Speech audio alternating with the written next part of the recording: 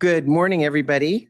Welcome to the Board of Directors meeting for July 9th. Please stand and join me in the pledge. I pledge allegiance to the flag of the United States of America and to the republic for which it stands, one nation, under God, indivisible, with liberty and justice for all. Thank you. Will Secretary please call the roll? Division 1. Here. Division 2. Here. Division 3. Here. Division 4. Here. Division 5. Here. Thank you so much. We will now move to public comment for items not on the agenda. And is the mic on? Yes. Okay, great. Thank you. Please state your name and where you're from. My name is Jeffrey Williams. I reside at 10428 Ripplebox Road in the Great Republic of Ready. I am here today to talk to you about an issue I'm having with NID water. I want to first stipulate that in no way is this a degradation against any worker. It's not the workers that I'm complaining about. It's the methodologies that are employed to determine the water flow. So far, you have come to my property on numerous occasions to the point where I believe you're actually getting tired of it, to tell me that everything's all right. Yet clearly through 7 5-gallon bucket tests conducted by workers, which have all failed quite miserably, in fact, you have maintained that you are providing me with my 1.5 minor inches of water by stating simply that because the headwater is 6 inches above the hole, that meets the criteria. That is a great theory until you get down to the actual water, where we find that the bucket test is showing that you're giving me between 5.77 and 13 gallons, depending on various circumstances. At one time, they did come out, they attempted to fix it, but then they rolled that back a little bit, and I don't know why. But regardless thereof, what they've concluded is that, in fact, my system has a leak. So they conducted what I call a scientifically unfounded test to prove that. Well, that's a wonderful test, except it was scientifically unfounded. So myself and Miss Savannah actually conducted a true scientific test, and both of us are scientists, by the way, to demonstrate that, in fact, our system has no leaks in it. Now, if our system has no leaks in it and we're not getting the water, then the only conclusion is that we're not getting the water. And therefore, the methodology that you use to determine how much water we're getting, which is 6 inches of head pressure, is false. It's untrue. And I would invite any one of you to please go over the packet. Inside the packet is a timeline of everything that's happened, and the video will demonstrate to you conclusively that, in fact, we have no leak on our property. Therefore, the sole fault lies in the amount being delivered. And we would like that to be corrected because we did pay for a miner's inch and a half. We need a miner's inch and a half, and we're not getting it. So right now, we can't function on our yard with all of our different elements that need to get watered. Thank you very much for your time. Thank you very much. Could I ask a question? Appreciate it. No, we don't ask questions at this point. Thank you. Okay, is there anyone else out in the virtual world or in the audience that would like to address the board for items not on the agenda? Okay, seeing none, I'll close public comment. Moving next to special orders, employee recognition. I'll bet this is a Jennifer. I think we're going to tag team it a little bit. I know that Chip is going to help out, and anyone else who would like to is more than welcome to. So this is one of our favorite times of the year. And it is in order to recognize our employees for their significant milestones and years of service. So we are first going to celebrate the 10 years of service. We have Rod McGee. Rod is one of our IT superheroes. So our IT department is extremely small and they handle a lot of work on a daily basis. And Rod has always been more than willing to jump in, lend his expertise, as well as stay late, come in on the weekends. So he is a great asset to our team. One thing I did not know about Rod that I did find to be interesting was that Rod is a proud Philadelphia sports fan. He cheers on the Phillies or the Eagles. The only reason why we'll let it slide that he is a Phillies fan is because they do have the best mascot in the MLB. So For most of us here are Giants fans, and a few of us There are might be one. unfortunately I'm sorry. not Giants fans. But we do really appreciate Rod. So Rod, thank you for your 10 years of service. Chip, I think you're going to do the next Yeah, one. I got the next one. So next we get to recognize Steve Beebe for his 10 years of service. Steve is an interesting guy. From fixing Fords to fine tuning filters, Stephen Beebe has spent the last decade proving that if it has a moving part, he can probably fix it. He was once a Ford mechanic, and I'm sure he got sick of the old fix or repair daily saying, right? To now being the cornerstone of our water treatment plant operations. He brought with him a wrench, a wealth of mechanical knowledge, and a level of professionalism that keeps both our equipment and our expectations running smoothly. In 2015, Steve joined NID as a water treatment plant operator too, and from the start, he has demonstrated an outstanding level of professionalism, technical knowledge, and leadership. Over the years, he has steadily risen through the ranks thanks to his commitment to excellence, his ability to mentor others, and his constant pursuit of doing the job the right way. Today, Steve serves as the Chief Plant Operator, a position that reflects not only his skill, but the respect he has earned from his peers, his supervisors, and the entire organization. Outside of work, Steve is just as impressive. He supported both of his daughters through college, proving he can navigate higher education just as smoothly as a high-pressure water turbidity event. If fatherhood had a maintenance manual, Steve probably wrote it, torque specs and all. Very nice. Next up, we have Greg Callison. Greg is one of our senior storekeepers. So one thing a lot of people might not be aware of with NID, there's so many remote facilities, we do require to keep a number of parts on hand. So we have a very well-stocked warehouse where staff can then go check out the parts. Greg is in charge of that warehouse, and he does an amazing job of not just keeping it clean and orderly and running well, but also with managing the significant inventory. So inventory management at a public agency can be somewhat challenging in that it goes through an audit process and it's part of our annual financial audit. So Greg has been doing a great job. Greg is also a robust golfer, so he does like to be out on the golf course, and we very much appreciate Greg and all of his contribution to the district.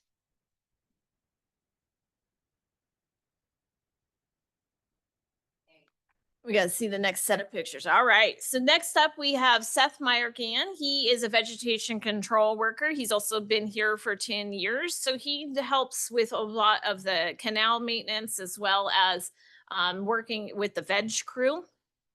One of the fun things about Seth is that he can be found spending time with his family at the river or out mountain biking with his boys. So we really appreciate Seth, and that is a challenging job doing all the vegetation control. It is much more technically complicated than most people realize. So a big shout out to Seth, and thank you, Seth, for your 10 years. Next up, we have Larry Lundell. He's facility ranger in recreation. Recreation poses its own challenges, especially during the summer months when we are jam packed out there, all the recreational facilities. And Larry has been with the district since 2014, first as a temporary employee. And he brings to the table significant construction experience. So that has been very helpful out at recreation. There's oftentimes small things that need to be constructed or repaired. And Larry is very helpful with doing all that. And shockingly, Larry does love camping and fishing on his time off. He sounds like he's in the right arena. Next up, we have Dennis Flower. Dennis has been also with the district for 10 years, and he's also a senior storekeeper. As opposed to Greg, who manages the warehouse primarily, Dennis does a lot of the ordering and purchase orders and keeping things on track.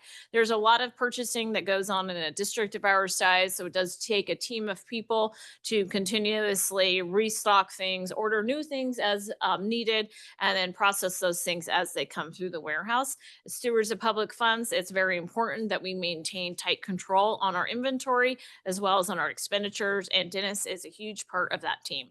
And Dennis also enjoys, this is very common with a lot of our staff, hunting, fishing, and spending time barbecuing. So maybe we need to hit Dennis up for barbecue. Say, maybe we should have barbecue time. Next up, we have Andrew Chidley. He's a senior utility worker. He's also been here for 10 years. He started with us in 2015, and he did come with contractor experience. He previously worked with a local contractor. Bringing staff on board that does have construction background or had worked previously with a general contractor is very beneficial to the district. It's very helpful to what we do on a daily basis. And Andrew has really been an integral part of our maintenance team. He has been committed to furthering his own professional development, which we greatly appreciate. He has gotten along the path of getting his water distribution operator certifications, commercial Class A license, and he's also known as a leader within the maintenance team. Andrew, it doesn't say what he likes to do, but I'm going to go out on a limb and say he probably likes to hunt, fish, and camp. And maybe golf. All right, Mr. Scott Davis is up next. Scott he's an equipment operator in the maintenance department. He's also been with us for 10 years. Scott brings a great attitude to his team, and he also has an equally great construction background. Scott has a willingness to learn new tasks and positively, which has helped him promote up through the ranks, which we always really like to see and like to support. The best hires and promotional hires are always from within and internally. So we really like to support our staff with their professional development. So we are proud of Scott for becoming an equipment operator. Everyone says Scott has a great attitude, and guess what? He enjoys the great outdoors and camping with his family. Oh, and they raise goats for the fair. His daughter does. Oh, nice. Yeah, so that's a lot of our staff raise goats at the fair, or pigs or cows. So if you happen to be out there, it's always fun to go try to find their animals. Next up, we have Doug Dreher. Doug has been in hydro. He's a hydro plant operator. He's been with NID for 10 years. And previously, he had a background in power generation and maintenance after working for 13 years as a journeyman boilermaker, which is welding. So Doug first started here at the maintenance department, and then he transferred over to the hydro department. And one of the really good things that Doug has brought to the table is his background in fabrication and welding. Many of our facilities have very unique parts, and they actually require specific fabrication when they do need to be replaced. It's not something you can go to Home Depot and buy. So having a talented welder and fabricator is always a very key asset on our staff. So we greatly appreciate Doug. And Doug, he does a little bit, it's there, hunting, backpacking, fishing. But he also coaches his son's baseball team. So good job, Doug. Thanks for contributing to us. All right, Joan, if you're hunting and fishing, next up is just Hunting and fishing for parts. Yeah, she's hunting and fishing for parts. Joan Tortucci is one of the backbones of purchasing. So she is the purchasing supervisor. She's been here for 15 years. And Joan is amazing at keeping us on track and in compliance with all of the variety of purchasing rules. So she's kind of that last check gate that everybody goes through when purchasing. She ensures that you're compliant with the purchasing policy, that you have all the proper paperwork, you have all the proper signatures. She's very diligent with her job. She does an outstanding job of describing the information that then goes into the financial system.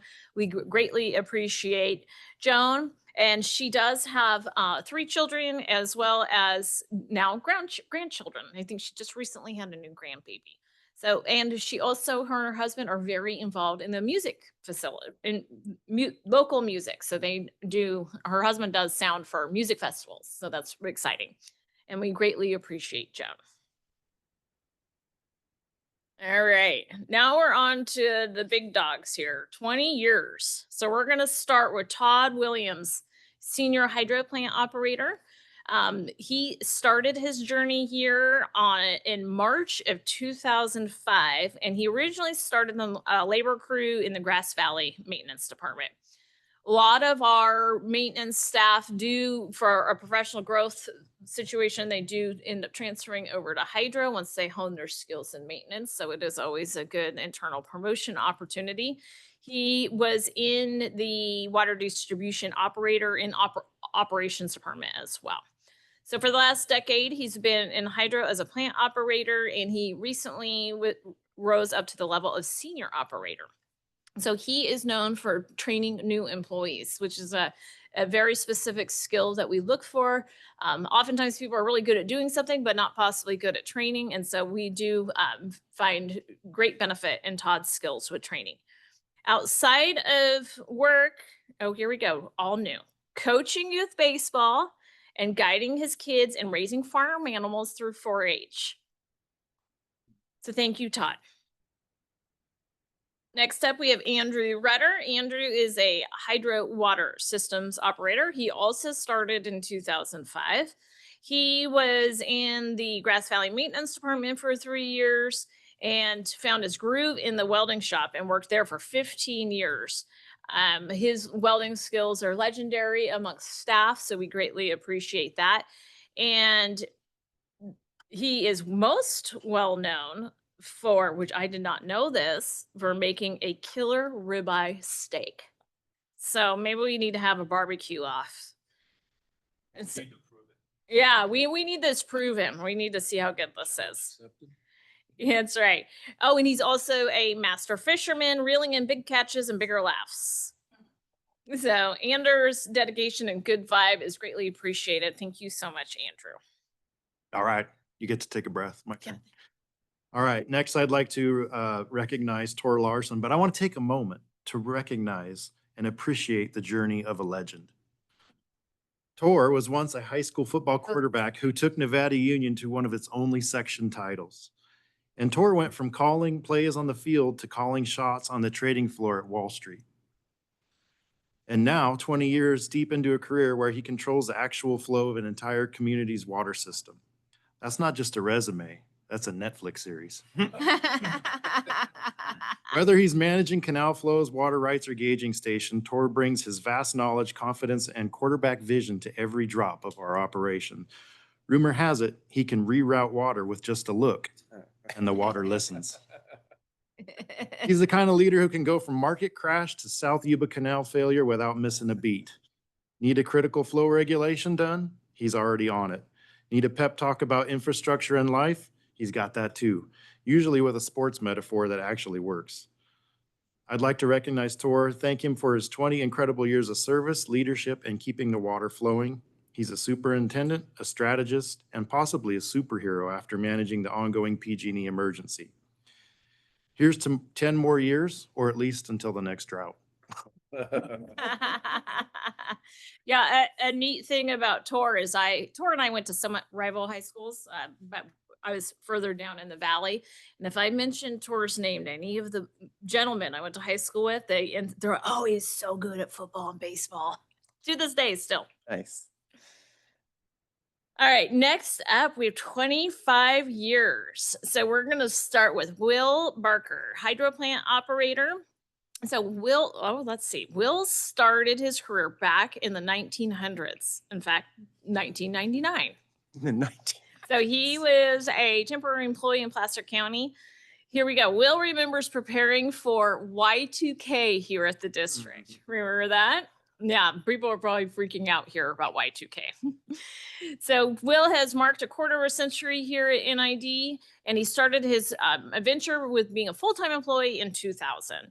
He first started working in the warehouse as a storekeeper, and then started as a water distribution operator in the plaster yard, then moving into water treatment, gaining his T4 certification. All those certifications are very challenging to get, takes a lot of studying, so we're always very proud of the folks that go out there and work hard to get them.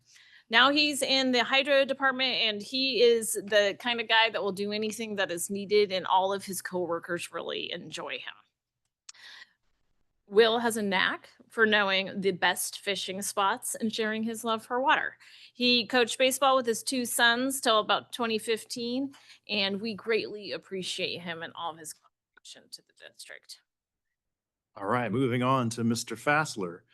So 25 years ago, Mr. Fassler began his career at NID as a maintenance worker, probably thinking, I'll fix a few things and see where this goes. 8 years later, he took the plunge into water distribution and hasn't looked back, except for that one time when he moved to Oklahoma.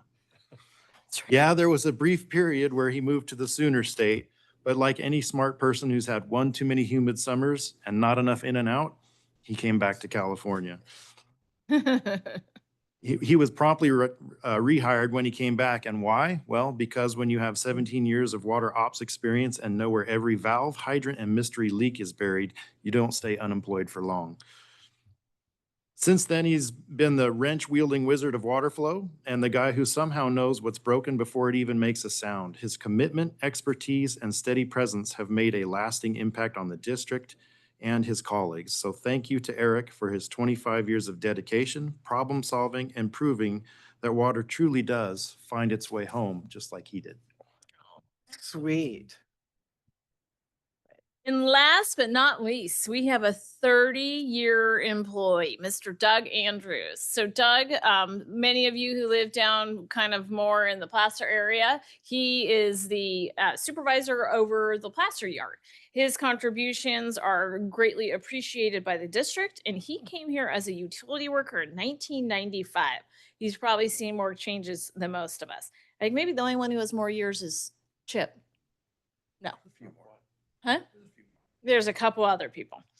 So he has, in his 30 years, Doug has seen 4 different general managers and 7 different directors of the maintenance department. He is very well appreciated because he just takes care of the plaster yard, which is a very unique skill set to find. So he's kind of a jack of all trades because they do raw water and treated water. That one crew does. And in his spare time, Doug works on restoring hot rods and has helped work on over 75 different cars.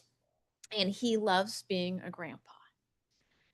So thank you, Doug, so much. And I think at some time in the near future, we might be celebrating another big milestone for Doug, and that will be retirement. Well, thank you, everyone. Thank you to all these employees. You are all terrific in what makes NID run so well. And so can we give them all an applause? Yep. for it?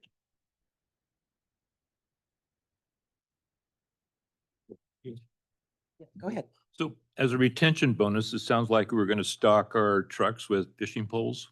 Sounds like we probably need to, huh? Yeah. Good. Okay, thank you again. And Chip, who does your writing for you? Was that Chat GPT or Chip or That's Chip GPT. Chip GPT. Chip GPT? It was Divulge all my secrets. well done. Well done. Okay. All right, we shall move forward then to the consent agenda. Does anybody have any questions, pull items, want to work with any of these items, or are we? And President Heck, just as a note, 4D was listed twice accidentally. Yep. Yeah, we saw that. Okay. We saw that. And if there's any public comment on our consent agenda, this would be the time to question. Okay, seeing none. I'm going to over- move to accept the consent agenda. We have a motion Second. and a second. Call the roll, please. Division 5, Yes. Division 4, Yes. Division 3, Aye. Division 2, Aye. Division 1. Yes. Thank you. All right, next, general orders. 5A, new job description, senior construction inspector. And I believe we did get some additional information here in our packet for this. Yes, so there was a little bit of a mistake in the packet, which Director Stevens actually noticed. In the job description under the FLSA status box, Mhm. which is the second box down, Mhm. in your packet it said exempt and it's non-exempt. So the difference between exempt and non-exempt is essentially the requirement to pay overtime. So this is a non-exempt position, and therefore overtime would be required to be paid. There's a kind of a multi-pronged analysis you go through to determine whether or not a Mhm. position is exempt or non-exempt. So we're not quite sure how it happened. In our draft, it was non-exempt, and then in the final PDF, it was exempt. So this item was previously workshopped before the board. Mhm. And based off of the feedback we received at the workshop, we did make modifications to the senior construction inspector. So as the board will recall, this is a newly proposed job description. And this is consistent with other modifications we've made within the district in making families within job descriptions. So most job specifications or job classifications have a whole family. So it's a 1, 2, senior, Mhm. supervisor, so on. In some, for unknown reasons, there are no, it has not been family. So this is part of the effort to start making these more consistent. And one of the major changes, and Gabe is also here if you have any questions, but we did, based off of feedback we received from the board, we did modify the experience education guidelines. And so the experience education guidelines also now includes certificates. Whereas if you go to the certificate section on page 4 of the job description, 3 of the following certificates are required. So a staff member who wanted this position could choose from 3 of these. But if there is a candidate for a particular position that has 10 years or more of experience, then those can be waived, which is typical. Most of the best construction inspectors actually don't hold any certificates. A lot of the value comes from their experience inspecting projects. I imagine. So with that, we will answer any questions. Gabe, do you have a presentation or anything? I don't. Jennifer just covered that. I Okay. know you saw this in January before my time as a workshop. And so I think the addition of the certificates addressed the comments that I heard when I went back and watched that. So I don't have a presentation. Board questions? One quick one, the county doesn't have a lot of business right now in their construction inspectors. So there could be a good pool to choose from. Oh, I see where you're. Yeah. Did you- I'm just gonna make a couple comments on it. I like where this has evolved. I like the fact that we are allowing and forcing, if you will, our talent to hopefully stay in-house and come up through the system. I like the fact that we're asking them to be trained. I would like to caveat it by saying that I almost think there should be an incentive for them to get more training and in-house training for our staff to make sure that they are as good as they can get. So I like the fact that the certificates are being required with a waiving thing, and they come from different classes. Yeah, so that, I really appreciate that. The comment I'd like to see is that we need to look at the construction inspector too, and maybe update that to reflect it here, because there's a little bit of a disconnect there, but I think it's come a long way. I think it's where it needs to be, and I hope it does great things for us. And just as a point of note, staff is going through currently right now, we're going to do a complete overhaul of job specifications. There's a couple of legal things that need to be addressed, and then just ensuring that they're all consistent with each other. So that would be a great time to take a look at that construction too. Thank you. Just to follow up on that, if I could, the nuclear gauge training is a That's what I had the same thing. it's great to have that certificate. We don't do it in-house anymore because from my understanding and my experience is that you have to wear the badge, you have to have medical monitoring, you have to have a whole system set up. So having them have the experience to know how it's done so they can watch the tests in the field that are done, because there's only a couple companies out there that do the testing anymore because it's so not convoluted, but specific and. Yeah, some of the Your new question was different than mine. Okay.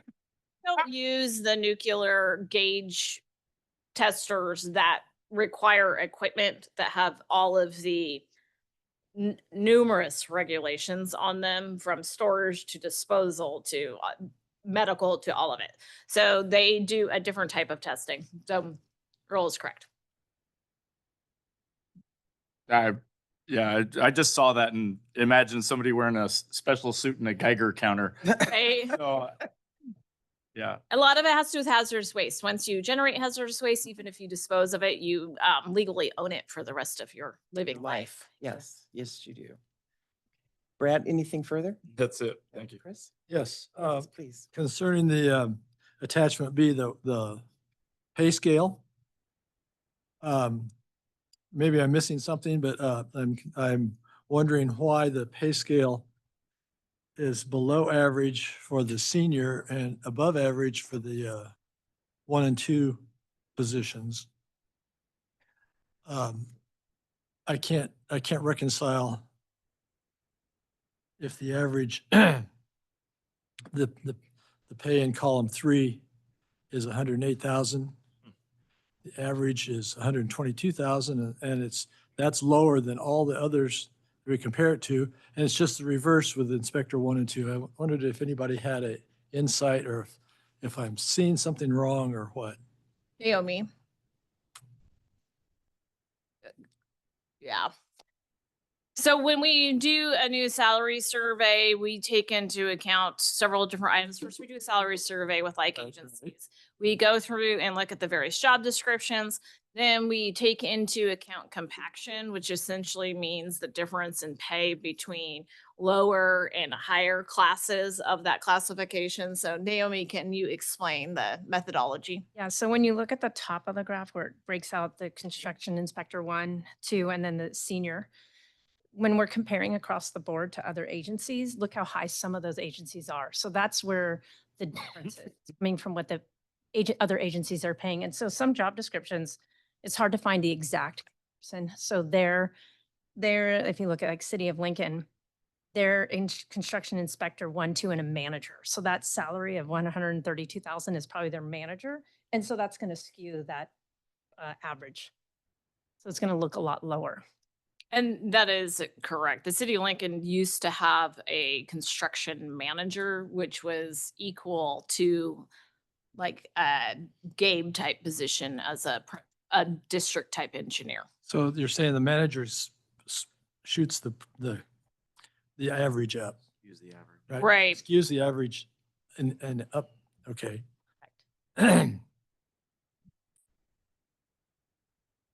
That still doesn't, okay, I get that as messing with the average, but it doesn't jive with other agencies. Take Placer County, for instance, 115,000. So it just seemed off that that the Inspector 1 and 2 were all above average. And then when you compare them across the line, or above all, and then when you get to that one, it's the other way around. Well, and recall, so when we do salary surveys as well, we are traditionally a little bit lower than these other comparable agencies.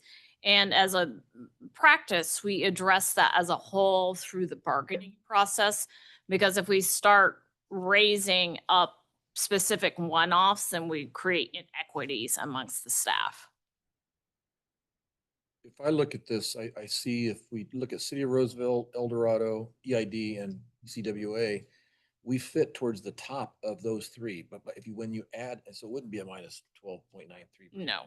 But since you add in the City of Lincoln, which is more of a supervised managery position, Right. it does make it look like we're paying less than the others. Otherwise, we're paying probably a little bit more than the others. It looks more market to me, actually. Yeah, if you take Lincoln out, it's about market. Mhm. Actually a little higher, so. Okay, Chris, thank you. anything further, Chris? Any further? No, I don't get it, so that's all right. Okay. Rich, did you have questions about? I'm good. You're good, okay. All right, that said, is there any public comment about this item? Okay, seeing none, we'll close public comment. I'm ready to entertain a motion on item 5A, the new job description.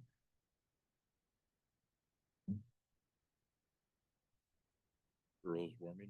Earl's warming up, come on. Trying to Earl. figure out where's the, Yeah. Where's the motion? yes. It's adopting the recommendation at the beginning. Of the staff report, yeah. I'll make a recommendation to adopt the attached job description as a senior construction inspector. Is that correct? Yes, thank you. Is there a second? Second. Thank you. Motion and second. Call the roll, please. Division 5, Yes. Division 4, Yes. Division 3, Aye. Division 2, Aye. Division 1. Yes. All right, moving to item 5B, budget to actual reports. Miss Sandra is here for this one. So this is just a quarterly financial report. Mhm.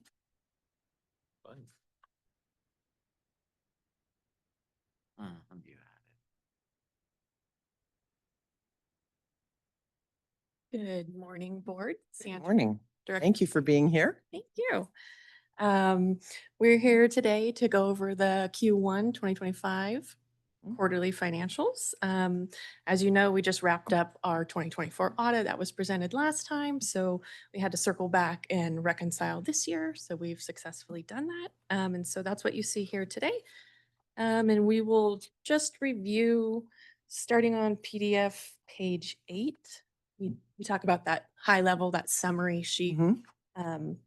And so pretty much, you know, I've mentioned this in the past, but we don't see 25%. Q1 doesn't equal 25. Right. Like our brains want it to. So as you know, we things happen different times of the year. So revenues come in at different times of the year. So this first section is about revenues and transfers in.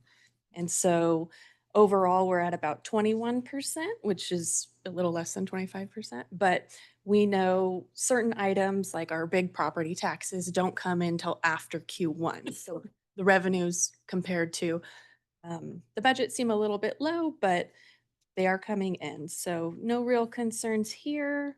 And one other item is the hydro fund is at about 15% of revenue compared to the budget. And so we know that's typical. This, if we look back at last year's Q1, it's pretty much the same. I think it was 16 or 17%, but the revenues trickle in from that. They kind of come in a month or two after.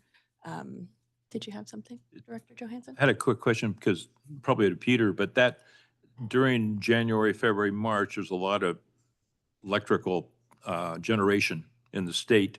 And so we're actually having to burn sometime, or we don't have to burn because we're on PP, Purchase our agreement. purchase agreement.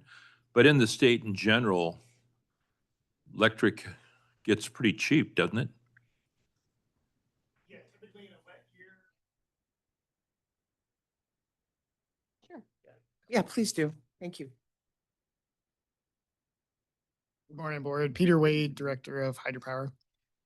Yeah. The question, as I understood it, was about the rates that we're seeing for revenue in hydropower in the spring quarter one. Only 15%. That's typical for our operations here. Just if we look over the last couple of years, it's been that same amount. And so like the payment we actually receive in January or February is typically for the prior year. So we have to accrue that back for the audit. And so, you know, we're not seeing those bigger payments until typically April or May, which is not captured here. And that's when it gets caught and up. that's when it kind of catches up. But Okay. you can look to the right-hand side for the entire year of 2024, we're at 122% of revenue. So it catches up. It's just a timing thing, really. Gotcha. So doesn't that have more to do with the power purchase agreement and how the payments versus power generation? So it isn't really reflected by the power generation. It's reflected by, and I don't even know what the schedule is, how we get, is that what that would change it a little bit, right? Mm-hmm. Moving more water. Right. So the PG&E outages, that was my question, had nothing to do with this drop in revenue for the first quarter. That's correct, for the first quarter of Yeah. 2025. Yeah, okay. But Just curious. Yeah, we should see some drops. There'll be some minor drops because of the smaller units not running, but Mhm. larger PPA is protected because it's an availability-based PPA. Right, right, okay. Other questions at this point? Okay, Sandra, you want to continue your presentation? Thank you. Yeah. And so the only other one I was going to point out in this top section for the revenue is the internal services. So typically that internal services fund doesn't receive revenue, right? Right. They get transfers in Right. from our operational funds, water, rec, and Mhm. hydro. However, there are some watershed grants. And so we do budget for the grant revenue. And so you'll see it lower typically at the beginning of the year because it's a reimbursement base. So we haven't Mhm. done the work. We don't have the money yet. So we have to do the work, we have to pay for it, and then request for reimbursement. So we budget based on the grant agreement. So we anticipate that. It's just, it'll happen later in the year. So again, a timing thing overall for that. And then that bottom section, the transfers in are also in this revenue category. However, those are between funds. So we're transferring money in. So the ones that are at 100%, that's based on our budget every year. So we transfer money to the sub-funds. So the capital fund, 15 for water, 35 for recreation, and 55 for hydro. So during that annual budget process, which you'll see coming up here soon, you'll see that we budget for the projects and then we transfer from the parent company or the parent fund. So the water fund 10, we say we approved X amount of dollars for CIP and we're going to transfer that into fund 15 to cover those projects for the year. And so that's why you see those are at 100% because we do that entry in the first quarter every year to get that money out of the main fund. So that's the revenue side. Sandra, I had a question about, you mentioned the internal services. Is that on a monthly basis or quarterly basis that those transfers happen? We do it quarterly, Quarterly. with the exception of the capital. We do that all right in Q1, the beginning of the year, to move that money out 100%. Mhm. So internal services fund, we'll see that quarterly transfer from the other funds into Fund 70. And then that next page 9, we're going to jump into the expense side. So again, the total expenses overall were about 31%. And so again, things happen at different times of the year. So here, everything's pretty consistent. I did want to point out, so we have Fund 80, Fiduciary Fund. Mhm. That is the closeout of our Bank of America Retirement Trust. So that finally got closed out. Okay. We're done. We won't see it anymore after this year. So that's why that one's at 100%. That is now closed out and the money is moved back to the appropriate funds. And then the transfers out essentially are the offset to the top side, the revenue side, the transfers in. So you'll see those, they exactly match transfers in, transfers out, because they're just the offsetting for that. And that is kind of the high level. Summary, the high level summary. That's the summary. Yeah. So pretty consistent year over year. So did you guys have any questions?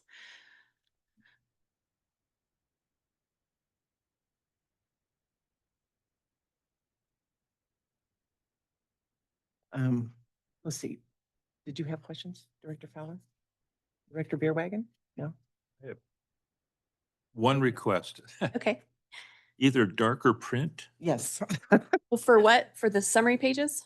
Yeah, just the numbers or Okay. a little larger. Sure.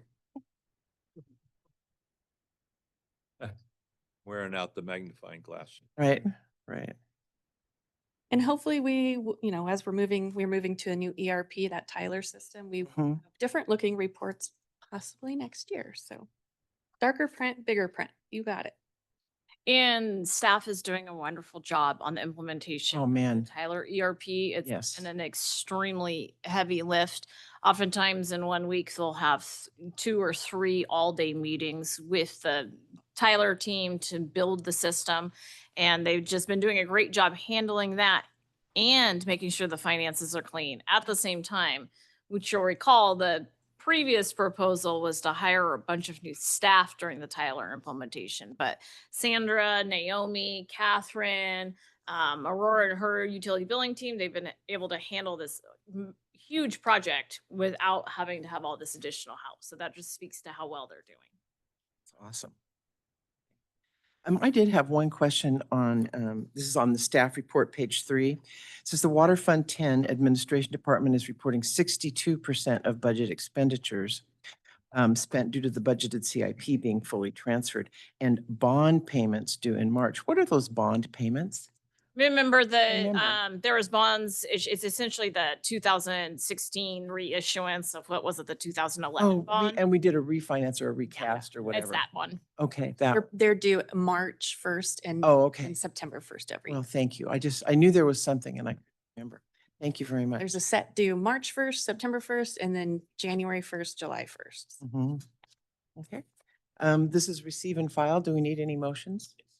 Okay, Move to accept budget to actual reports fiscal year 2025 Q1. very nice. Thank Second. you. Okay, we have a first and a second, motion and a second. I can't hear. Oh, thank you very much for reminding. Okay, we'll take public comment now on this item for the budget to actuals. Is there anyone out in the world that would like to say something or ask a question?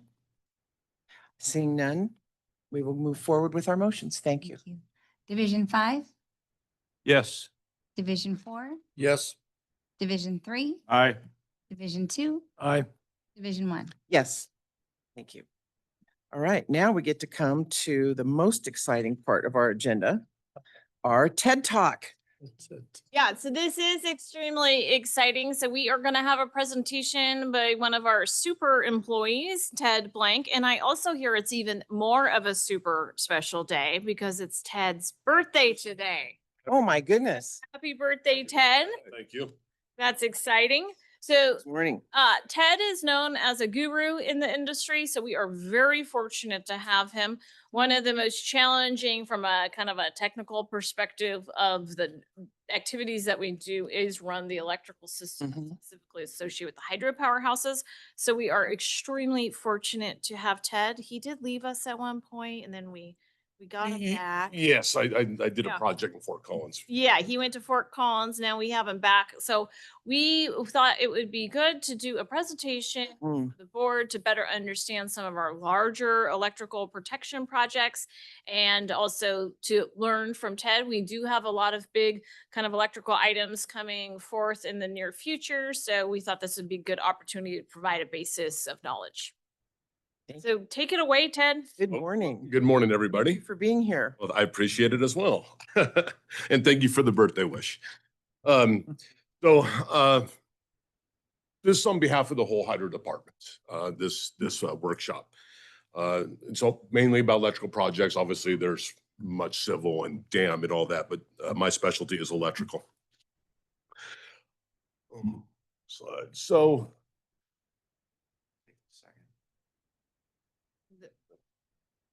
So when Hydro was selecting projects, we look at a bunch of, criteria, and it has to make business sense. And some of that criteria is, the safety of the personnel and the public, safety of our equipment, because these are large ticket item prices.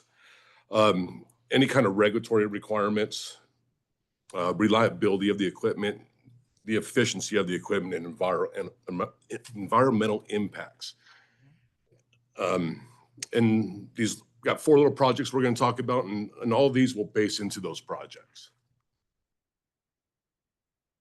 So the Combi South transformer, Combi South is a small powerhouse, but back in 2017, we found the unit operating at a higher than normal temperature. And that was based upon our daily reads. And transformers have what's called a temp rise. It's a rise above ambient where you could put full load out of your transformer. And we started approaching that level. So the diagnostics was to take a dissolved gas analysis. So again, dissolved gas analysis, it takes a sample of the mineral oil that's used as the insulation medium and as the cooling effect. So you take a dissolved gas, just think of it as like going and getting your annual blood work, and seeing what's going on with your internal organs. It's going to tell us what's going on inside the transformer. So the dissolved gas looks at the different hydrocarbons. So the labs, and there's numerous labs out there that do this, they look at the hydrocarbons. You got your hydrogen, your methane, ethane, acetylene, and all the ones shown. And there's 2 types of issues that can go wrong inside a transformer. Having a hard electrical fault or a thermal. Electrical would be like a bad connection or 2 pieces shortened together, or the mounting, the bracing has caused something that's going to cause a short. The thermal would be like overloading, the cooling not working. And these are what damage transformers. So as you can see on this slide, the gases change, the hydrocarbons change as the temperatures change. 100 degrees C, the unit's operating well. 200, 300, 400, 600, all these gases start forming inside the tank. Now, transformer tanks have a nitrogen blanket on them, at least the ones at NID, and it has a head space. So this is too much hydrocarbons in these combustible gases will actually make it into a bomb. So we always look at the total combustible gases as well. Blow up. So when we noticed that temperature increasing on that transformer, let me backtrack. So IEEE, the Institute of Electrical and Electronic Engineering, have came up this technology has been around for 50, 60 years. They have come up with parts per million of these hydrocarbons. And they got normal levels, caution, abnormal, and danger. So we also look at the ratios. I'm going to backtrack. The ratios of these gases as they form, some increase, some decrease. So we got to look at the ratios of what's going on. And there's also what's called rate of change. Are we changing over a month? Are we changing over a week? There's limits on rate of change as well for all these gases. So the 2017 sample, which I have highlighted there, is we were exceeding well over the limits. So that inspired us to do some electrical testing. So we went in there, de-energized the unit, did some electrical testing, and we found that the de-energized tap changer, so the energized tap changer is on the primary winding of the transformer. So we generate at 480, we step up to 12 kV on the utilities distribution grid. And we found,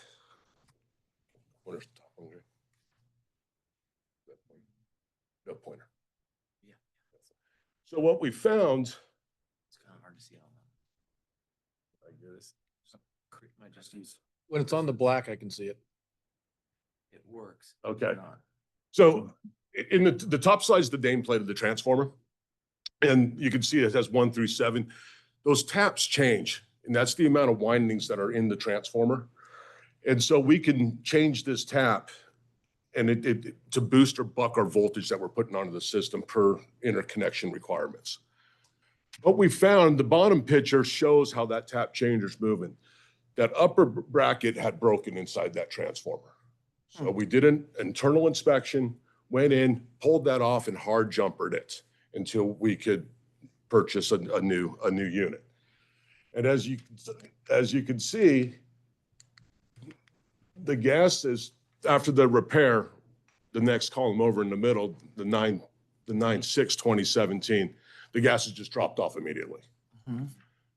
So between watching the transformer temperature rise, grabbing the DGA, doing the electrical test, we were able to save this unit in order to procure another one. Can you comment on what was this just wear and tear? Or So was there these an event? de-energized tap changers, they typically aren't moved. They're put into service. The tap is given to us by our interconnection agreement. They're typically not moved. Over time, it just gets weak. And so you're talking a pad mount, you're talking a 30-year-old transformer. It just moved on its own. Okay. And that is typical for aging transformers. It's moving because the power is going through it. Yeah, I mean, all the current is going through. All the current is going through those little taps. And so over the time, yeah, it just moved on us. Okay. How long can we get by with a hard wire jumper? And So this was in 2017. yeah, The transformer wasn't replaced until 2021. so you do have quite a few years. Yeah, so we had 4 years with that jumper in place. And any downside to doing that? Well, the total combustible gas was at that limit, where the total combustible percentage was getting to that point that it was not really comfortable to run, because if we keep producing, et cetera, it can actually turn into a fire hazard. So that was the reason. There was some other things involved. The cooling wasn't working correctly. I mean, it was aging. It was showing insulation breakdown because of this overheating process. So there was other signs. It wasn't just that we fixed it and everything it was a brand new transformer. We still had other issues, but it bought us time. It allowed us to keep generating to get to the point where we could procure and install a new one. And how long is the procurement of a new transformer now? So this is what they call pad mount. These pad mounts are about a year. The power transformers are what we call GSUs at your Chicago Park and Dutch Flat in Rollins. Those are about 4 years right now. Do we keep those in stock? Are those in our About store? to have to purchase one. Yeah. Question, if I could, on the lab report. Yep. 2013, you've got the temperature at 10 degrees. So these are all, yeah, so every temperature is rated at C, yes. So that was probably pulled during a winter month. Because then we went to 32, which obviously was a red flag. Then we're back down 24, 25. Yes. Where is the comfort zone? And So the comfort zone so the comfort of a transformer. So when transformers, I apologize for not having a nameplate. So it can say that this particular transformer is 2,500 kVA or 2.5 MVA. So it's 25 kVA that it could safely put out the 2,500 kVA. That's voltage times current times square root of 3 for three-phase power. At 55 degrees C above ambient. So if ambient's 78, which is like 25 C, add the temp rise 55, it can safely operate at 80. The mineral oil that is used in transformers chemically doesn't start breaking down till about 110 degrees C. So that's where the bigger units, the Chicago Park and Dutch Flat, we are triggering alarms when we start approaching 90. So we could check our cooling and stuff like that. Thank you. And a lot of those questions will be answered. So there was the before, and then we redid the pad, and then there's the after shot of the transformer. So what this got us was we increased the KVA rating. So we did the 2,500 KVA, but we also went to 32 and did a second temperature rise and added in more cooling effect. We added bigger radiators in to get the conventional flow. We added more fans onto the radiators to cool off that oil as it's flowing through. We also equipped it with temperature and pressure monitoring. So like I said, we initially found this on daily reads. Now we can trend the actual temperature of the transformer. We changed because it's on a waterway, and this is especially for these pad mount transformers. We went from the mineral oil to a vegetable-based oil. It's called FR3. So it's a more environmentally clean oil in case we were to have a leak. The flash point is much higher than the mineral oil, so that takes away the fire risk. And then you can see in the before and after pictures, we updated the pad to actually hold the containment. And the containment was X amount over the thing plus water flow. So you're using river water or creek water? No, there is no water cooling on this. It's just conventional flow of the oil through the radiators of the transformer. And what vegetable oil is best? Yeah, it's not Olive oil? No, it's Olive oil, extra virgin or? How many gallons? How many gallons do you need? No, it's called FR3, and it's very common in this. So I have a basic question going back to the beginning. Not knowing anything about transformers, I know they've had oil in them. That's strictly for cooling. Why do we use oil instead of water like we would? Well, it's cooling and the dielectric. It's what? The dielectric, the insulation. The insulation of. So when a transformer is built, you have a core, and then you have a winding, Right. and then you have, which is the low side winding, then the high side windings around it to get you the ratio of 480 volts stepping up to 12,000 volt in this case. So there's that ratio, and that's the amount of turns of each winding. You get that ratio. Well, that gap between those windings in order to excite the unit is only an inch or two. So we got to put the oil in there because 12 kV can actually in open air move about 7-8 inches. So the oil is used as the dielectric. Oh, so that's keeping it from arcing? Yes. Got it. I So never it's the knew that. dielectric. It's separate. It's providing the insulation systems from the high side winding the ground, the low side winding the ground, and the high side winding to the low side winding. But it also does the cooling effect. Thank you. And then it's circulated out to a radiator outside of the. Yes. So the radiator in the picture, maybe I got a better picture. So we have a little transformer on our power pole. It doesn't have. No, it doesn't have radiator. So you can see the radiators are on the backside on this unit. And is that pumped or is that? No, on this pad mount, it's just conventional flow. So you got your upper valve and your lower valve, and so it's about halfway through.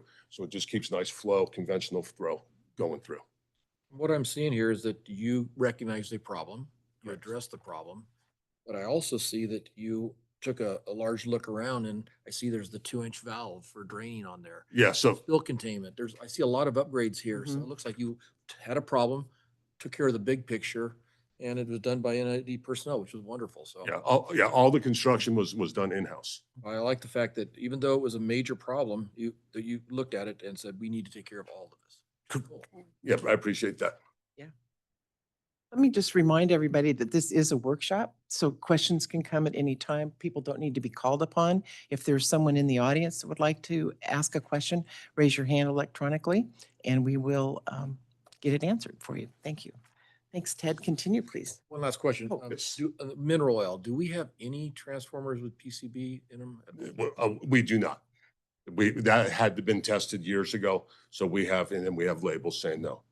We do, and when we dispose, we have to prove that as well. If we dispose old equipment, we actually have to prove that it was non-PCB, or else it has to be disposed of differently.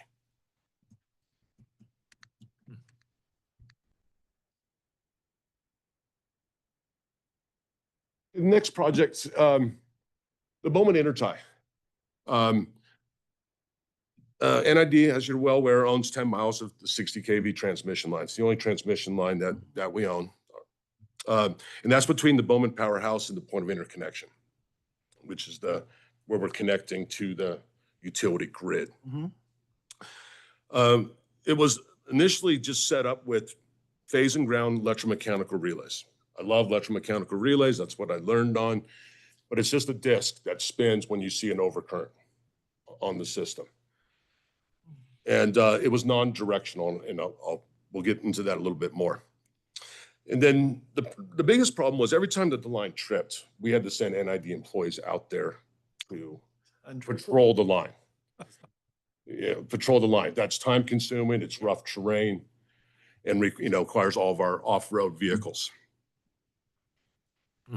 So the Bowman Intertie consisted of that panel, and you can see down at the bottom right in the picture, or bottom left of the picture, those are the electromechanical relays. The right side is kind of like how we're connected to the grid. So there's the powerhouse. There's some generation north of us. There's our section of line, that 10.1 miles. What's key to look at here is that's the impedance of the line, that RX graph, and that's the impedance. We know the distance, we know the conductor, so that's the impedance of the line. And then the utility grid. So what the correction here was, we added in some microprocessor relays, and we went with primary and backup. When you go microprocessor, because it's not, processor, we could run with one relay, but if a relay fails, we can still run. It doesn't take us out of service. So we always go primary and backup. We added in voltage sensing. So all the electromechanicals only had current. You can only look at current, whether it's a phase-to-phase fault, a phase-to-ground fault. The amount of current has to increase, and the disc would have to spin based upon the settings. By adding the voltage, we were able to actually again use Ohm's law and use impedance elements. So now we can actually see faults down the transmission line and say, hey, we know if our line was 0.7 ohms, if it's at 0.35, we know it's 5 miles down the line. So we were able to add in fault locating. And so the transmission line consists of 172 poles. And then we've had numerous trips, especially during the winters. The winters can be rough up there. We found that this fault location has got us within 4 poles. So it has decreased. Now, during the summertime, we still patrolled the whole line, but during the winter, when there's feet of snow on the ground, if we go out in there and find it, and when we do the repair, we're able to bring it back on much quicker. Not your level of expertise, but have we ever done a cost benefit analysis on? You don't have to. Oh, have we ever done a cost benefit analysis on how much it costs to maintain the 10 miles of transmission line plus the remote location of the hydro unit versus a revenue? Not to that micro of a level.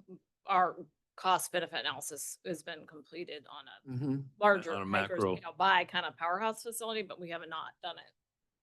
And then couple the fact that, I mean, we're not having the trouble with that line as PG&E is having with their lines, but obviously it is a risk. Well, yes, it is a risk. Yes, yeah, I would It's agree. inherently a risk. But during the wintertime, through the canyon there is where you get wind blowing and slapping lines. And like I said, you know, they're not actually slapping, but they're getting close enough to arc temporarily through. Well, like, just putting that out there. Yeah, it's definitely something to think about. So does this, I was unclear, does this project actually shut down the line remotely or does Yes, it so, identify? no, so going back to this one. So the Bowman interties that breaker before the grid. If there's a fault going towards the Bowman powerhouse on the line, it will de-energize that line. Going with the impedance elements, this has increased our speed of protection. So this is a much faster trip rather than the electromechanical. What it also does too is it trips us so fast, then we've coordinated with the Bowman powerhouse breaker. It will trip the powerhouse breaker. Then the Bowman powerhouse can then go into an island mode where it's just islanding by itself, open the bypass and keep all the water flowing. So it doesn't, so we that was added in there too to water flow, you know, because we set the CFS up through the powerhouse. And then if we island, we know that we have to put so much to the powerhouse and so much through the bypass valve. So it doesn't disrupt water flow by adding all this in. Is this seconds or minutes or how quickly does you have an event? Cycles. Really? Cycles. So we're talking a cycle's 16.7 milliseconds. On a line fault, we could be offline in like 4 cycles. Wow. So this is, if we can do it. Well, it depends what I see where you're going with that. I really don't want to answer this. Yeah, right. Not If a line falls on the ground, I mean, that's a horrible scenario. Yeah. I mean, and anytime you have an arc or, you know, a fault, there is a spark. I mean, you can't get away from that. Ted, I have a question that might be outside of the scope of this workshop, but on your drawing you have up here, and I'm going to assume that the top of the page is north just because whatever. Correct, yeah. So the generation from there, is that Hapris? That would That be. feeds into Yes, Bowman. that would. So the electricity that they generate at Hapris, are they paying us to use our lines to get to the Bowman Mhm. intertie? Yes. Okay. We have an agreement with Haypress where That's they it. have a cost sharing requirement. So they help a little bit with the maintenance on. Actually help pay for quite a bit of it. Terrific. Okay. Yeah, absolutely. Remember the hay press discussion? Yes.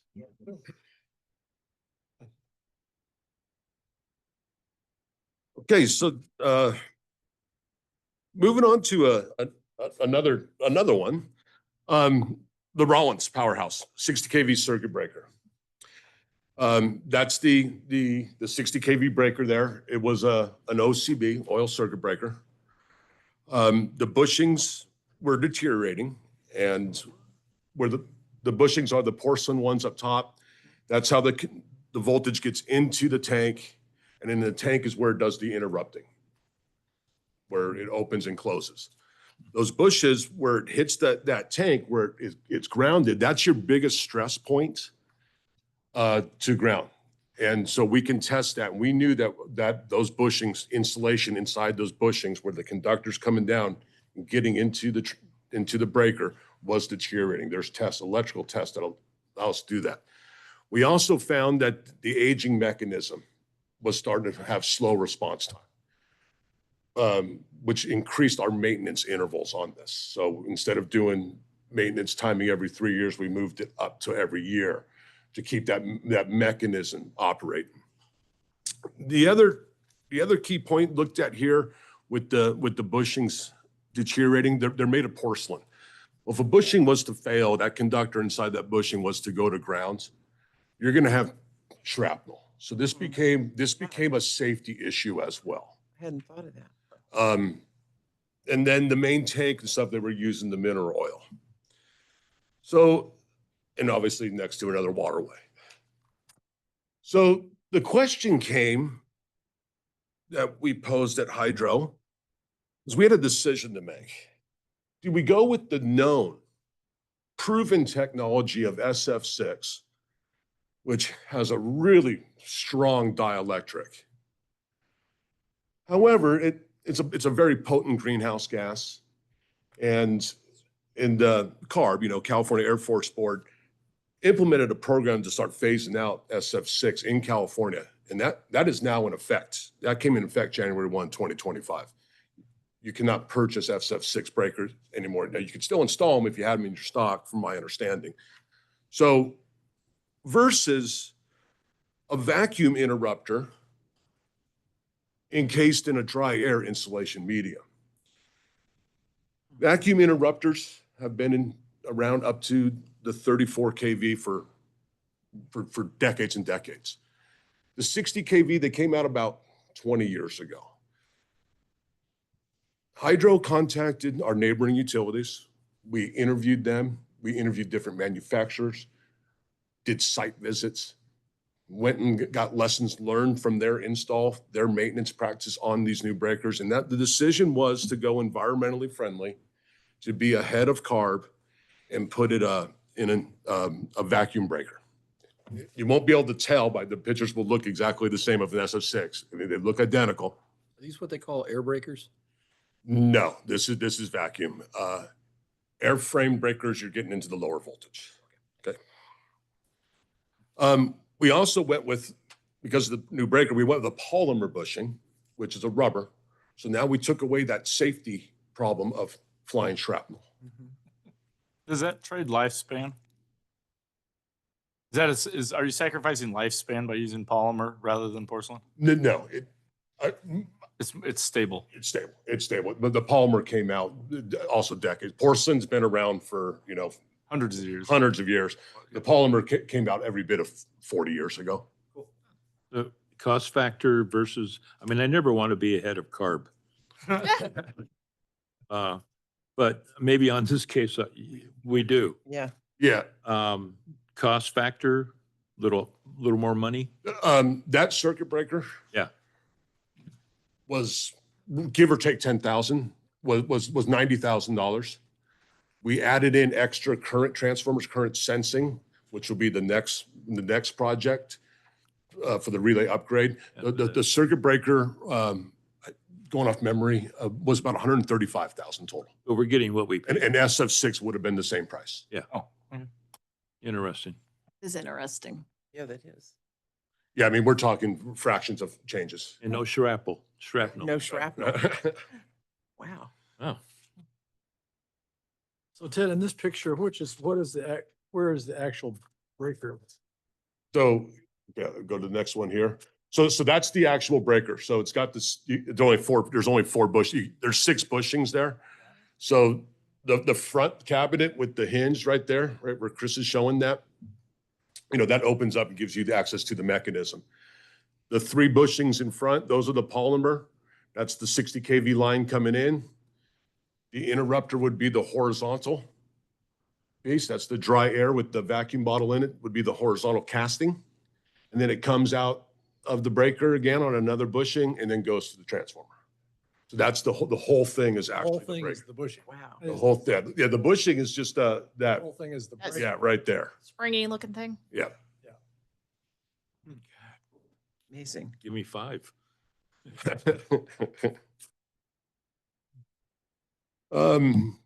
So yeah, the summary, it gave us more reliable.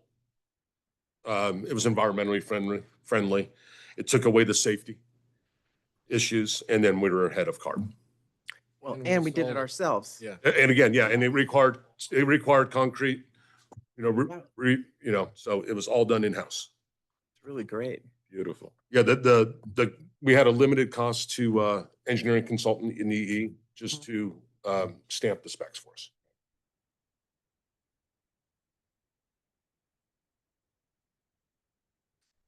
So once the I'm sorry. breaker got in and we, yes. It came to me as you're flipping the slide. So is installed by NID personnel. Are we our own inspectors on these facilities? How does? So, great question. So anytime a change is made to our system, whether it be protection, a heavy app, a breaker, a transformer, per our interconnection agreement, our interconnection customer has to be notified. So they are notified. They are welcome to come out and do witness it. They are shared test reports. They are shared relay settings.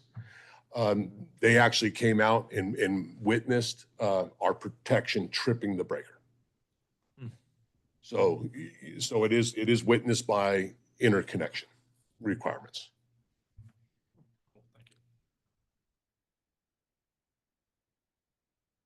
So this is the last one. Relay, Rollins Powerhouse, we did a full relay upgrade. So these are all the electromechanical relays that can all be now encompassed into one microprocessor relay. Hence, we go to a primary and a backup relay now because we got space now. The electromechanicals require more frequent maintenance because they'll tend to drift because they're made of capacitors and thyristors, and that stuff will tend to drift compared to a microprocessor or a computer. And it had limited fault analysis. You know, we would just get a target on the relay. So we know what protective element operated and shut the powerhouse down, but we wouldn't really know any analysis or be able to look at the fault event or the disturbance event. So zones of protection, this is typical for a generation plant. We protect our assets. You protect the generator. You protect our main GSU transformer. We have protection for our excitation system, which excites the stator. Our auxiliary station service power that runs all of our controls, our sump pumps, our governor pumps, our air compressors. Then it also protects from the line interconnection. And that one's key as well because we don't want to feed, well, we're required to trip off lines so we don't feed a fault onto the utility grid, but we also don't want to provide that fault current because it's going to damage NID equipment.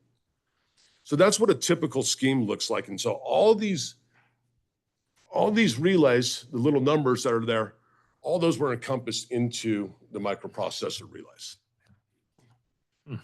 And then we had 2 for the generator, 2 for the GSU, 2 for the line, 2 for the exciter, and 2 for station service. So we got rid of all these electromechanical relays. Oops. And then we were able to put in microprocessors. Now, this actually isn't Rollins because this is just a generic picture because it's CEII stuff.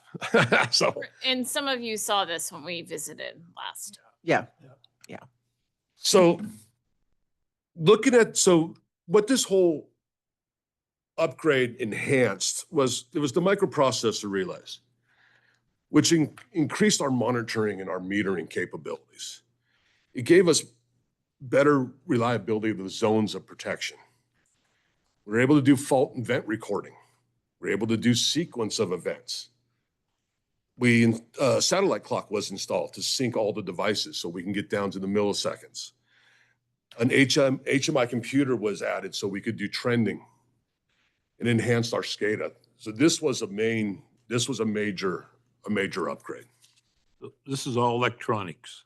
This is all electronics now. And do you have any mechanical? For the electrical protection at Rollins, not anymore.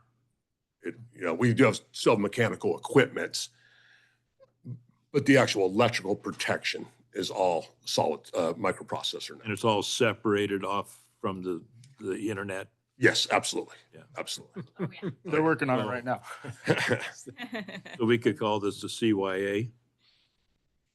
Yes. Yeah. Yeah, absolutely. Yeah, oftentimes when there's huge fires, there is a deep dive on every little piece of data that Correct. we'll have to turn over. So We have primary and secondary, so we have the backup. Yep. How much do these components cost, and do we have stuff on a shelf just in case? So great question. So, which brings me to another point.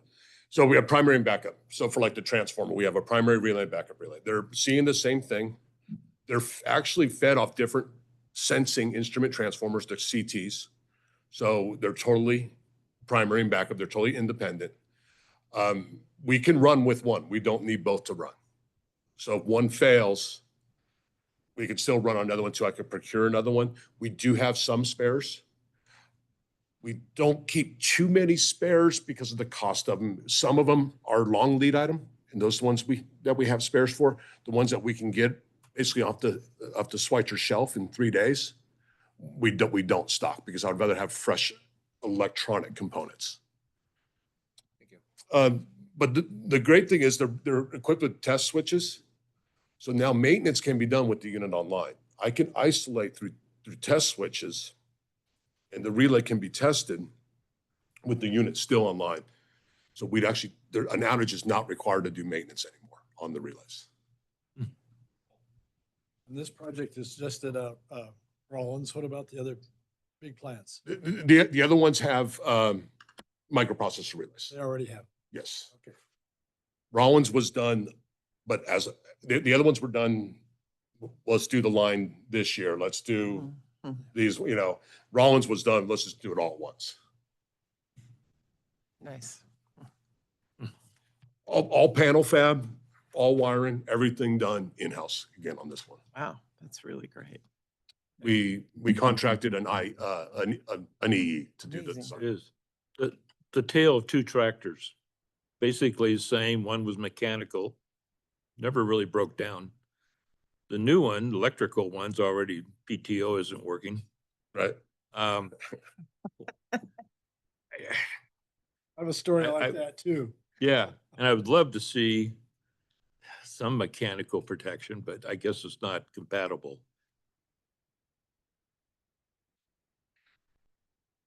It's my birthday. And I've been doing, I started this 30 years ago. I'm a fan of the electromechanical still. It doesn't require IT to be involved because there's no of that security risk.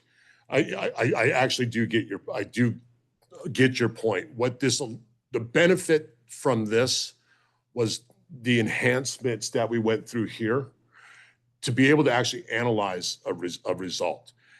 Electromechanical, if one of the elements, protective elements, was to give me a target and trip the unit, that only gave me an idea, or only gave the crew an idea where to go look at. Now, event files can be downloaded, sine waves can be reviewed, sequence of events, what came first? Did we have a fault first, or did we lose cooling water first? It allows us to analyze the situation better. That's the real enhancement. And having just gone through that analyzing, it's actually given multiplied multiples of anything can go wrong, will go wrong. So instead of just a mechanical thing going wrong, then you have to search what the problem is. Now you have to search which one of those 8 dots up there went wrong. And if it might be conflicting, I mean, we just got conflicting everything. But that's John Deere for you, and this is different, huh? Oh, you're talking about related to the tractor. Yeah. Yeah. It all gets that the electronics just is not working for, Well, for your tractor. for the tractor. Right. In our situation, it does provide some risk mitigation. Yeah, no, I understand. I mean, there's a balance. And to your point, hence the primary and the backup. Right. So yes, it is acknowledged out there. Yeah, electronics does fail. Yeah. So that's why there is a primary and backup.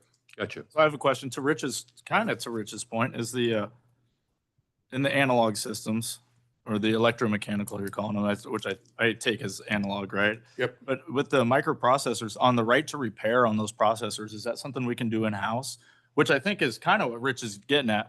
He doesn't have the right to repair that stuff, or he doesn't have the ability to do the electronic. So when these microprocessors fail, how do we fix them? Because we could replace these old analogs. But I do appreciate the data collection and all the other benefits of the microprocessors. But can we fix it in-house? So we would not repair these in-house. Okay. If I lose, if the microprocessor was to fail or the outputs weren't firing anymore of a relay, it would be, we would put an RMA through the manufacturer, see if they want to diagnose it to see what went wrong with it. But there would be no internal try to fix the electronics. Are most of them traditionally fixed or just replaced? 50-50. Okay. We'll usually they'll usually get an RMA and they'll repair it, or they'll ask for it and they'll say, we'll just take it from you. Yeah. Because we want to actually diagnose because we don't like what happens. So that they're constantly trying to evolve.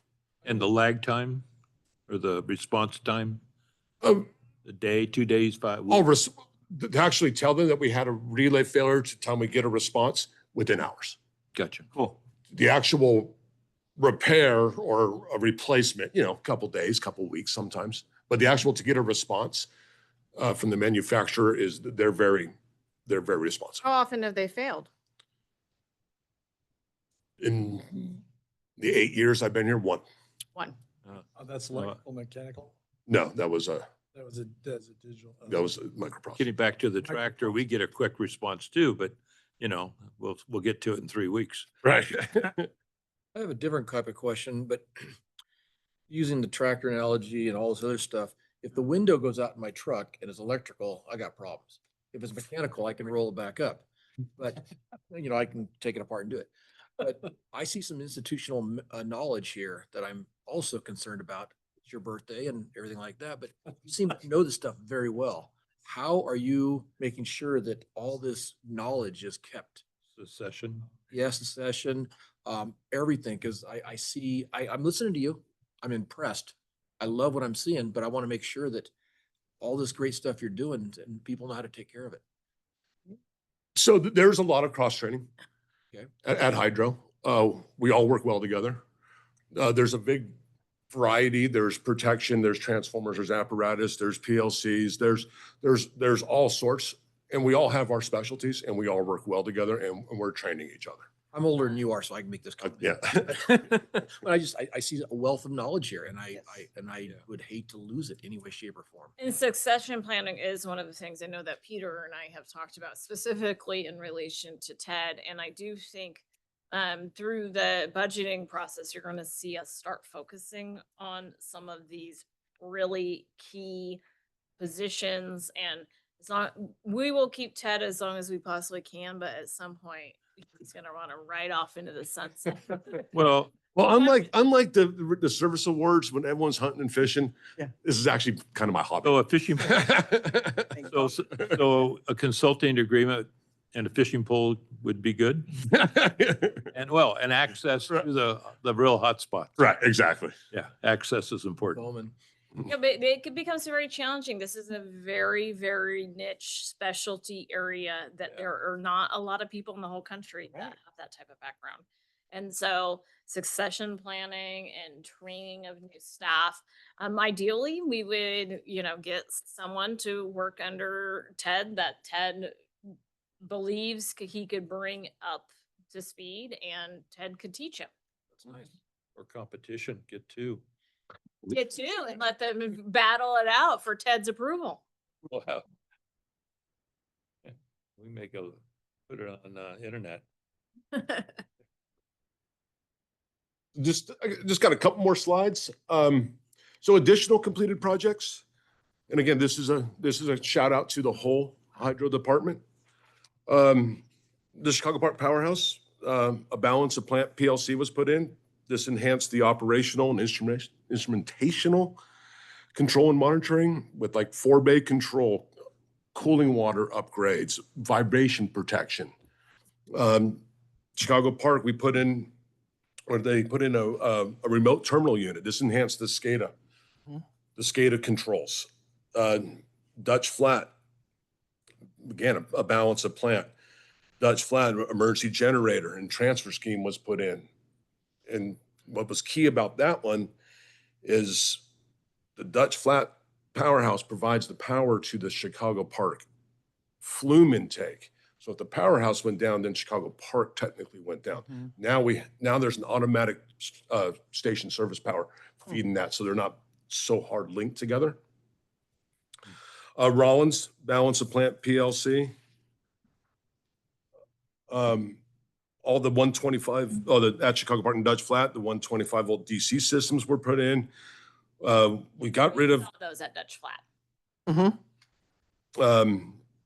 Deer Creek Powerhouse. We got rid of some aged surge protection on the line. Bowman Powerhouse is the islanding scheme we talked about with the connection with the intertie. They put in backup generations at the Dutch Flat flume intake. There's been numerous communication paths, and there's several more projects that have been done. But just electrical. I have a question, Ted. So as long as I've been here, and Chris will remember, we've been talking about the Chicago Park Rewind. Yeah. Where is that in here, or is that not part of what we've done so far? It's on his next page. Oh, it's on his. So, next yeah, page. so, Oh, okay. yeah, so we're gonna, so Well, right now in progress, and this is in conjunction with Gabe's group too. We're all collaboration with NID's engineering department as well. You know, it's not just Hydro sitting over there. There's much collaboration with engineering. The Deer Creek Powerhouse, there's a new exciter going in. The existing one's failing. It's obsolete. Manufacturer's not even in business anymore. This will also give us some operational efficiency there. RTU at Dutch Flat 2 Powerhouse, which will enhance the SCADA. Rollins Powerhouse, there's a governor upgrade going on. And then Chicago Park, so the one tackling right now is the GSU. That's the main transformer. With the long lead time, the goal is to get the spec written this year and get this out to bid Q1 of next year and see where we can get on an assembly line. So that's the initial goal here.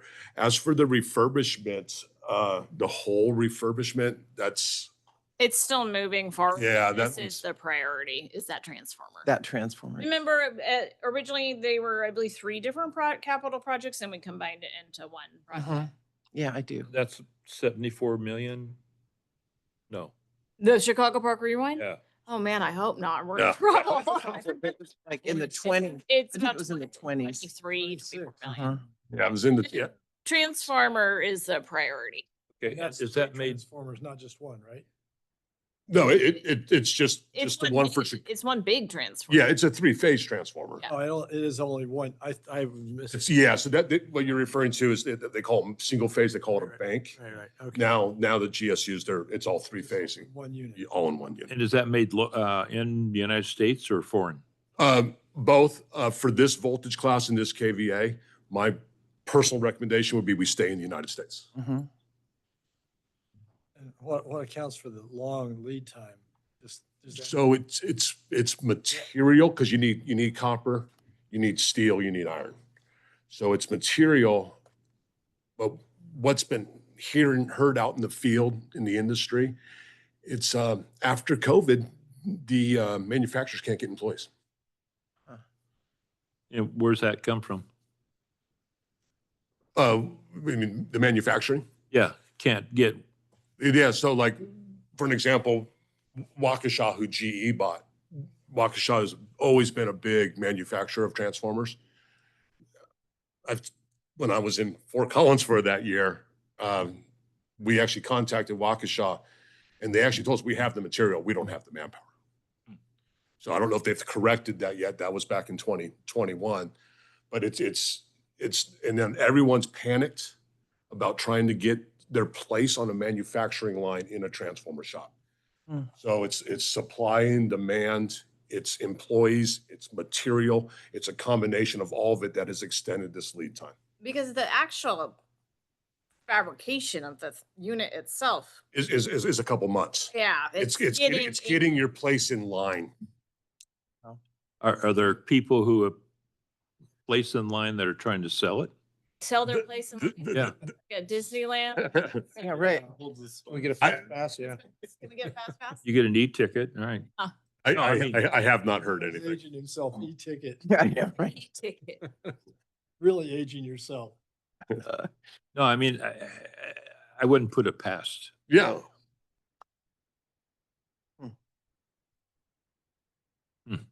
Yeah. Yeah, in the United States, there's some like 400,000 of those kinds of job openings in the United States. Oh, like manufacturing. And, yeah, skilled labor that doesn't require a college degree. Well, people on Medicaid can take them. Let's not go there. Thank you. Well, thank you, Ted. Is there, We are. let me call for questions from the audience or our listeners. If there are any? I do not see any. Any further questions or comments from the board? I just love the fact that your knowledge, your He's depth, amazing. your understanding, the fact you could break it down to the point where we could understand it, which is nice. You're welcome. Thank you. Thank you. You learn a lot from Ted every time you hear him talk. I always appreciate, I get to layer on the knowledge. So now I don't feel like as big of a dummy as Yeah. I did previously. Big of a deal. Thank you, Ted. You're welcome. Everybody Happy else good? birthday. Thank you. Appreciate it. Happy birthday. Happy birthday. Thank you so you. much. I had the pleasure of talking to you when we were at Dutch Flat and you just blew me away then too. So thank you. You're welcome. I appreciate your time as well. He's coming back in a year. Bring him back. We'll have a annual TED Talk. I like our annual TED Talk. I think that's great. Okay, thank you. And we will now move forward with the general manager's report. All right. I'm going to have a big one today. Let me go to my list. Hey, Good news, bad news. What do you guys want first? Bad news. and then a good- Bad the bad news first. Oh, yeah. PG&E started testing. We are getting about 70 CFS into the South Yuba Canal, which is good. That goes in Scotts Flat. Sounds like there might be some challenges going on with the testing with Horn B, which is in Spalding 1.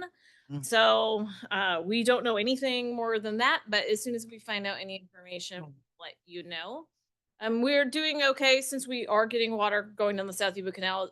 We will not likely, unless something happens, need to go into canal rotations on that side. But Rollins is looking real low right now. I don't know if you've driven by it. Yeah.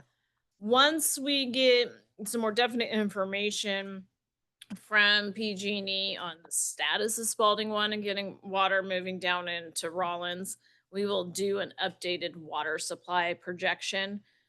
We do think the boat ramps at Long Ravine will be coming out here very shortly. That will be all the boat ramps then at Rollins. That'll be. Is there any left in there? I thought, Yeah. Oh, I thought I would heard there were two. Okay. Okay. an orchard. So- was- Okay. So one of the horns may have an issue. They do not know. Is that the horn they repaired last year or the one this year? Horn B. That's this year's horn. They don't Can they really have real. Can they names. operate it at half? We don't know any details right now. So as soon as this is like hot off the press, as soon as we find anything out, we'll let you know. But we'll continue to get water into South Yuba Canal. That's 70 Theoretically, yes. CFS. 70. Unless they have to drain the tunnel again. Now 70 CFS means we have to pump from the DS a little bit. No. It will handle the water Mhm. treatment That's good- plants and that's good everything news there. otherwise. Okay. But it won't refill Scotts Flat. No. No. So it's not too bad, but Yeah, it's not great. compared to what That's we're the used first to. thing. Yeah, this compared to what you're used to me telling you. Yes, right. Okay, another kind of not on the great side. We did receive some initial invoices for the extraordinary cost sharing for the South Yuba pipe. Staff is going through them, but per the coordinated operating agreement, we will be required to participate in cost sharing of those repairs. So keep your eyes out. More information will come forward. When we do finally receive the invoice, the coordinated operating agreement does have a time in which we have to pay it by, which will require a budget amendment. So there will be an item with more details coming before the board.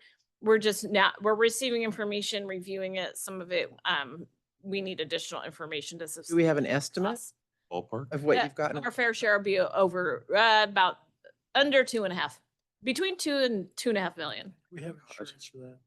We have filed an insurance claim.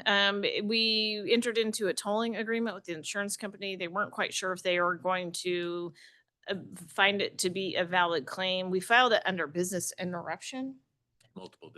Multiple different. So that's still to be determined, but we are trying to get insurance. I mean, we have lack of revenue also and increased expenses Yeah. as well. Yeah, there's that. There is that. Okay, that was the other bad news item. I already kind of provided an update on Tyler. Tyler is going really well. We are still planning on going live January 1st. So Ooh. one of the more aggressive implementations, which is a huge kudos to Sandra and Mhm. her team. So far, we're on target and they're doing great. We have our draft CEQA document out for the Bear Yuba project, which is our FERC relicensing. That has been out for a while. I had sent previously the board an email. Comments are due on July 16th. So we'll keep you posted. Once we receive those comments and we review the comments, we finalize the draft environmental document and then we bring it to the board for certification. So This is a federal one, no, this is the CEQA doc. So secret document. yeah, the FERC relicensing requires both NEPA and CEQA because there is a state action with the 401 certification, which was the other item I had sent the board. The 401 certification draft was issued by the state board about 2.5 weeks ago. The comment period for the draft 401 certification closes Friday at noon, I believe. We are getting real close to wrapping up our comments. I did send out a real high level overview of what our concerns are. I did have opportunity to meet with state board staff to review those concerns with them. Whether that moves the needle or not, it is to be determined once they receive all of the comments. Okay. We are participating in a state board administering hearing office hearing with Yuba. Their Yuba Accord extension. I was going to call it a reissuance, an extension. It has gone to hearing. We will be providing testimony likely Monday or Tuesday of next week, just depending on how fast the hearing's going. And then water rates are going forward. We're still messing around with the model. The rates there are two large projects that are really impacting the rates that we are doing a lot of rate smoothing and adjusting capital projects right now before we even bring it to the board and bring it publicly. And that is Scotts Flat Spillway and the work at Chicago Park. Those are huge ticket items. So it would be difficult for there not to be a rate increase. And then I do get a lot of questions about Rollins storage evaluations and where we're at on it. So we're looking at Rollins storage alternatives in kind of two different pathways. One is increasing storage from a more traditional perspective. And then one is looking at sediment issues and doing some type of project to keep sediment out. So the next step, we have met with consultants. Next step, we will be issuing RFPs to get some additional consultant analysis done. So probably maybe first meeting in August, we'll bring back kind of a workshops type program to solicit some input from the board on how we're proceeding. And hopefully by that time, I think we should be real close to issuing those RFPs for additional consultant work. For sedimentation. For both. Both. So make sure Jeff Hansen is invited. So it's more of an engineering analysis, but we do work with Jeff. Oh, yeah. We've met with Jeff multiple times at this point. Understood. Yeah. Yeah. No, understood. But love engineers. He just needs to expand But, his business and sell all that stuff. Huh? Yeah, that's He right. needs to expand his business and sell all that stuff. Jeff does. Well, but on the ground expertise and experience is sometimes more important than. We've met with Jeff probably 4, 5 times. Yeah. And he's appreciative. And that is all I had. I guess I have a report. I mean, a question Wait. for you, questions on the 401. So that is not on the agenda. So we can, I think it'd probably be best to handle those offline on a one-on-one basis. Okay. We won't be able to get into a lot of back and forth. Okay, any other questions for Jen on her general manager's report? I've not heard the golden mussel comment. Are we doing that? Oh, yeah. Oh, that's right, the golden Good point. mussel. Thanks, Carol. We are still implementing our program. We are still working through some challenges, working the kinks out. I think we're doing well. We're gonna have to regroup for next season. At Mhm. some point, those upper division reservoirs should have consideration of being open. So we will continue. But so far, I don't think Monica is not here right now. We have not found a golden mussel, so that's good news. Process we're using is working then? Yeah, it is. So the tagging process is working. We are using the WID database, so things are going well. Yeah. Just say no. Say no. Just say no to the And golden. your e-ticket. We cannot afford the golden. No, we mussel, cannot afford. is what it comes down to. And I think the public really gets it from my conversations out. I think so. We had a lot of pushback initially, Right. but we're committed to continuing to improve our program and maintain access for the public. So Mhm. I think as long as we continue to Yeah. work in that direction. Once we get new data, It's difficult. We'll It's just pivot. such a new item that Science probably has not caught up the yet. science has not caught up. The regulations have not caught up. So hopefully a lot of that gets worked out over the next few months. Okay, thank you. All right, Board of Directors items and reports. Earl, do you want to begin? Nothing today. Nothing today. Rich? oh boy. Okay, Greg and I had a great meeting, I think, with OES Director Alex Keeble-Toll, and hit on a lot of different issues. And I was struck by one, she gets it. And I think she gets us. And there's a lot of commonality in projects and issues and everything. And I wouldn't mind seeing a workshop based on a lot of those things we brought up, from hardening to canals to what she has going with the Deer Creek shaded fuel breaks, and just different issues that, has to do with our water. Has a new project coming out just east of Wildwood, where it's going to be shaded fuel break, and includes the water treatment plant area. But there's other issues, storage, yada, yada. And Greg, you want to add? Yeah, it was a good meeting. I'm not sure. I mean, I think the county has a lot of individual projects that they're working on. They've got grants for a number of things. They've got their community-wide fuels protection program. They've got their fuel break program. They've got a lot of mine remediation work. You're right. We talked about sedimentation. We talked about mercury. Rich, you brought up the BEP. So we talked about Lake Wildwood and the BEP. So I think there was a lot of good commonality. Alex is a new director at OES, so it worked out really well. Yeah, and I think that I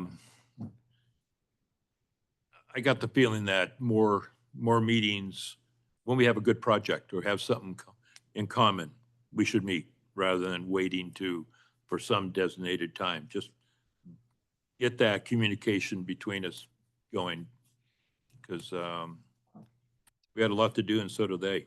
We can help each other. Yeah.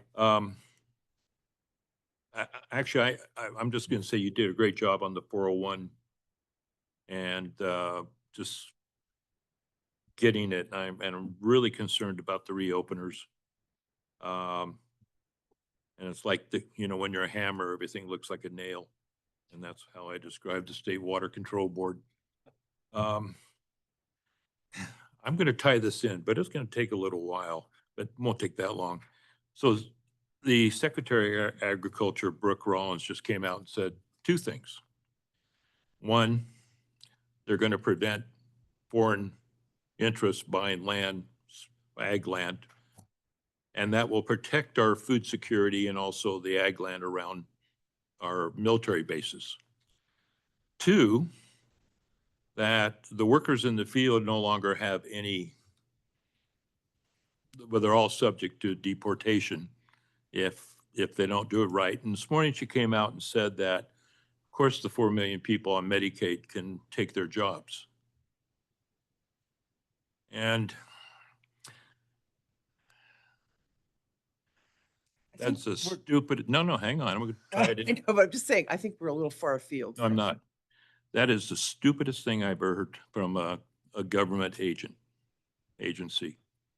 That will destroy agriculture in California because there's no menial jobs left. Every job is a profession. These people know how to do it very well, and somebody else coming in, they say can just pick it up. It won't happen. So how does that affect Nevada County agriculture? And that's the point I'm getting to, is that we're more insulated. I just came off our farm and God, there were 6, 7 people there, all local people, nobody subject to deportation, producing food for Nevada County. So I guess the message is, even though we're somewhat insulated with our workforce here, we're still at a little bit of a risk for food security. My point, go out and meet your local neighbor, your local farmer, and start buying all your food from them because there is a definite risk to food security in America if they start deporting the people working in the fields. Thank you. Chris, you have any comment? No report. No report. Brad? I'm just adding something to my report. I just wanted to echo Rich's support local agriculture. Yes. That's what I got out of Rich's thing, and I appreciate that. Had opportunity over the last couple of weeks to spend some time up in the high country. High country, Bowman Lake is as full as I've ever seen it in July. So hopefully that water starts going somewhere shortly, and the lakes up above it, I think Sawmill and Fauchery are also in a similar circumstance. Sawmill was spilling over the overflow. So, yeah, hopefully we start putting that water to use. It's like, get it to Rollins. Yeah, we just got a little hiccup right in the middle there, but neat to see the water up there. And then I am excited to hear about, I really appreciated the electrical protection workshop. And I'm very much looking forward to the Rollins/storage workshop in August. So thank you for that. Okay, great. And then lastly, I'll just say I've been responding to many, many constituent inquiries around issues at Cascade Shores and Scotts Flat Lake. So that has kept me busy, and Jennifer and other staff members. So that's been, that ends my report. I won't go into detail. With that, we will be adjourned.